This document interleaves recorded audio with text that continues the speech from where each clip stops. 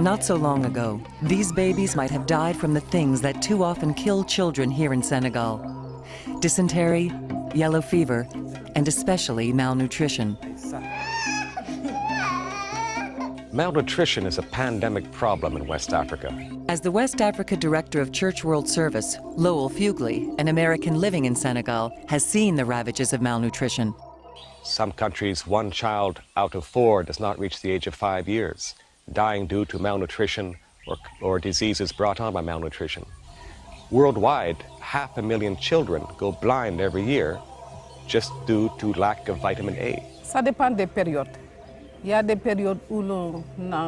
Generally, we might see between 20 and 30 children in a day. Madame Tourénégé Sako runs a pediatric center in Bignona, Senegal.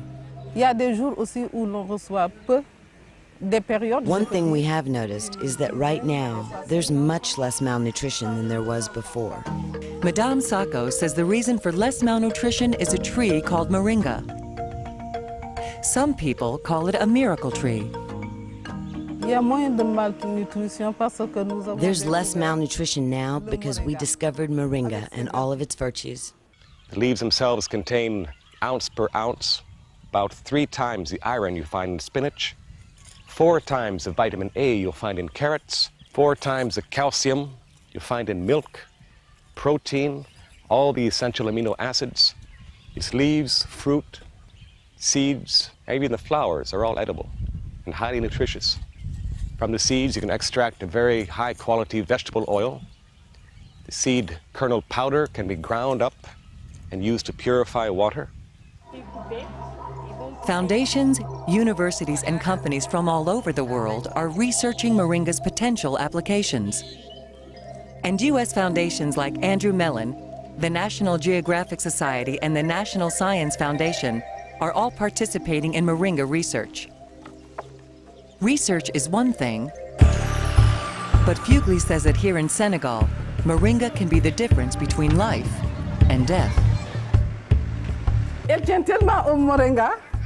This child you see here was brought to us by his mother 2 years ago in a very severe state of malnutrition, like a skeleton.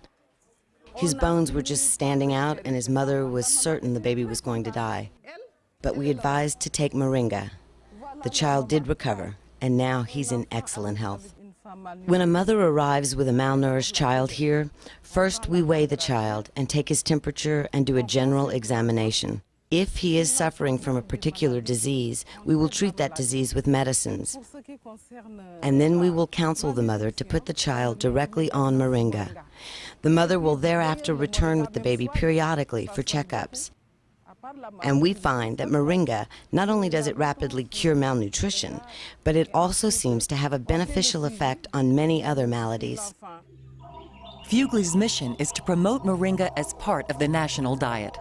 We did a pilot project here in Senegal for 2 years, training health workers, training villagers, and how to use the tree, how to grow the tree. And through this project, we demonstrated very conclusively that in fact, these leaves are an extremely powerful tool in helping counter the problem of malnutrition in West Africa. This family lives in a village in southern Senegal. Moringa is part of their diet. They grow Moringa in their own garden and harvest leaves like other cultivated products. After the leaves are gathered, they are then washed and spread out on a cloth to dry.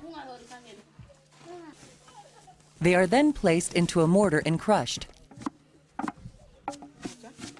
Even the little ones help. The powder is then sifted like flour.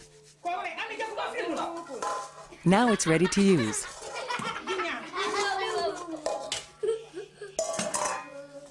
In this case, it's used as a spice over the evening meal.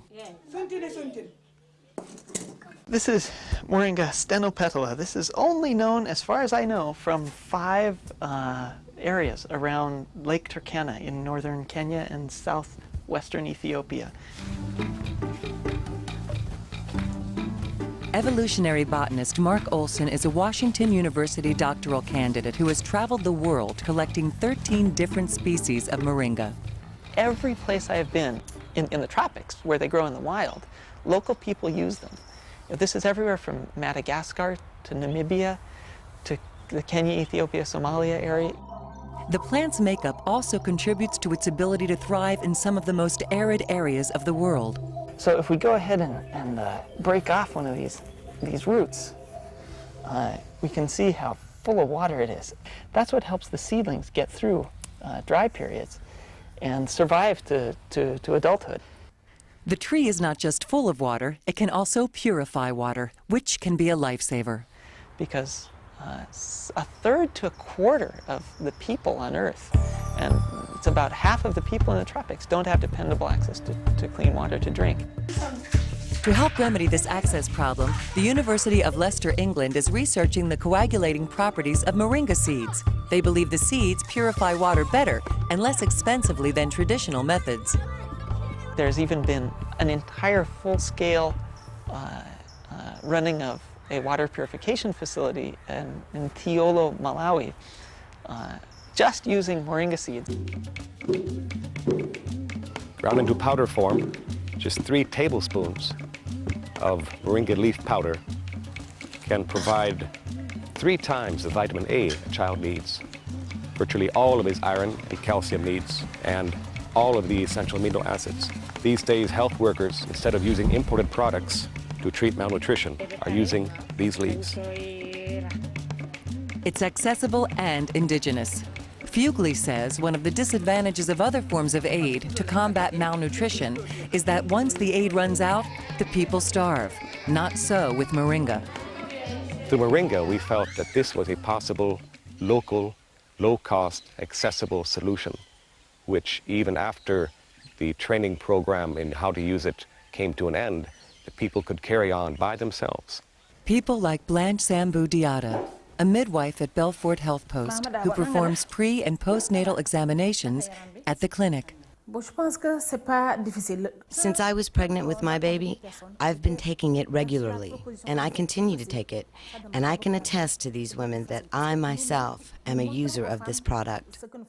We also advise them to plant it themselves at their home and to use it for the benefit of the entire family. So after a while, people are growing their own trees at their household and adding the leaves on a daily basis, and the entire family can benefit. Africa's not the only place where moringa is working miracles. In India, it's called the drumstick tree. They are looking at the use of moringa as a potential cure to blindness because it's loaded with vitamin A. Vitamin A deficiency can lead to blindness, deformities, and other congenital diseases. According to the World Health Organization, vitamin A deficiency is almost at epidemic proportions in many rural villages. In 20 villages in western India, Kansas-based Trees for Life is trying to fight this epidemic by helping the people plant and use moringa. In India, I know that people take the seeds and they will sort of stir-fry them, and they will get a vegetable that tastes somewhat like peanuts. Ann Hirsch is a professor of botany at the University of California, Los Angeles.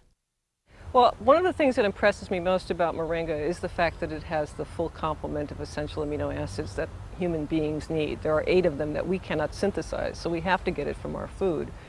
In the developed world, we eat meat. In the developing world, meat is a rare commodity, or it's an extremely expensive commodity. Experts are surprised that Western businesses haven't exploited moringa's commercial value in the developed world. The place for a plant like moringa in this country would be most likely to people who follow a vegetarian diet. The protein could be processed and added to all sorts of different kinds of drinks or protein supplements that I know a lot of people purchase. But in Senegal, the people have more immediate needs for moringa. The mother should take a spoonful of powder morning, afternoon, and night every day.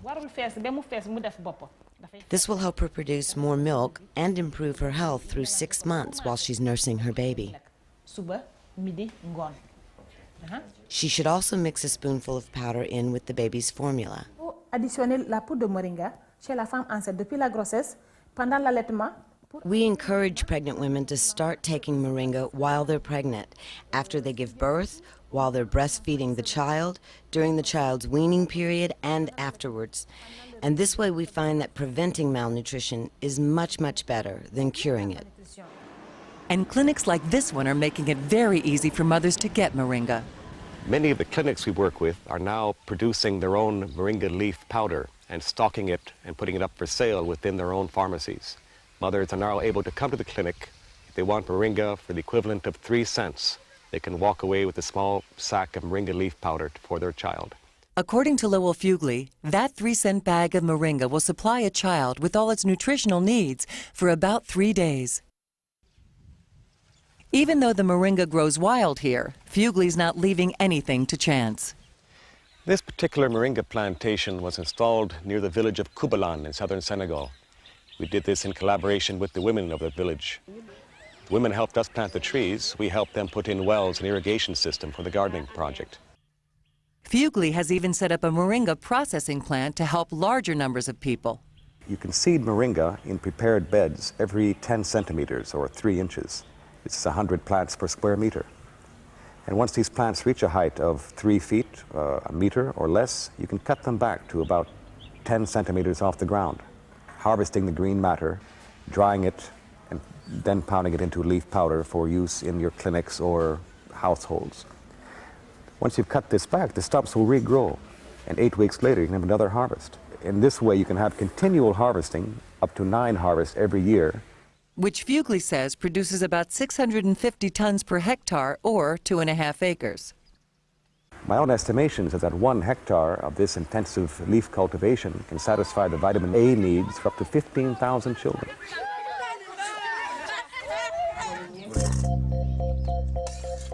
The goal is to make sure that this family and hundreds of thousands of others have a future. The idea to find a food, a perfect plant, that can satisfy people's hunger and give them all the protein nutrients that they need is of great importance. If I had set out to design a tree which would be of maximum benefit to mankind, I'd be hard put to do better than the Moringa lifer tree.